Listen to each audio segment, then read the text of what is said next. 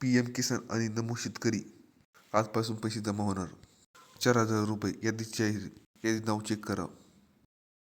PM किसान योजना देशातील करोडो शेतकऱ्यांना बांधव केंद्र सरकार पंतप्रधान किसान सन्मान निधी योजना एक मोठा आधार ठरणार आहे.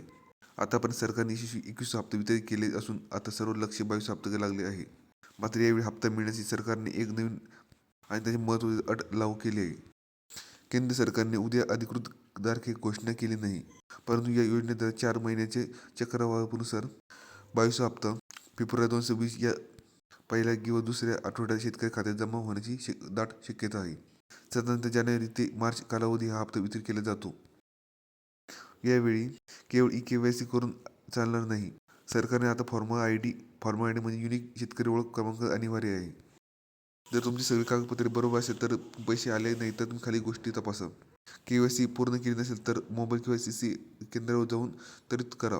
आधार लिंक बँक खात्यामध्ये आधार लिंक असलेले DPD पर्याय असून आवश्यक आहे. जमीन नोंदणी तुमच्या जमीन नोंदणी PM किसान पोर्टल अधिकृत प्रमाणे असावी.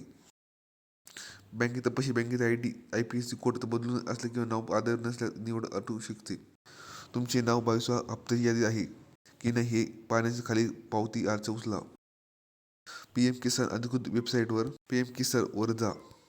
ब्लॉक स्टेटस या पर्यायावर क्लिक करा. तुमचे राज्य, जिल्हा, तालुका आणि गाव निवडा. यादी समोर येईल ते तुमचे नाव तपासा. शेतकरी बांधवांनो, 22 हप्त्याची नोंदणी सुरक्षित करण्यासाठी तुमचे फॉर्म ID आणि KYC पूर्ण अपडेट करायची आहे. तांत्रिक त्रुटी असल्या तर आपल्या जवळच्या कृषी केंद्रामध्ये जाऊन दुरुस्ती करा, जेणेकरून फेब्रुवारी महिन्यात तुमच्या खात्यावर रक्कम अनिवार्य जमा होईल.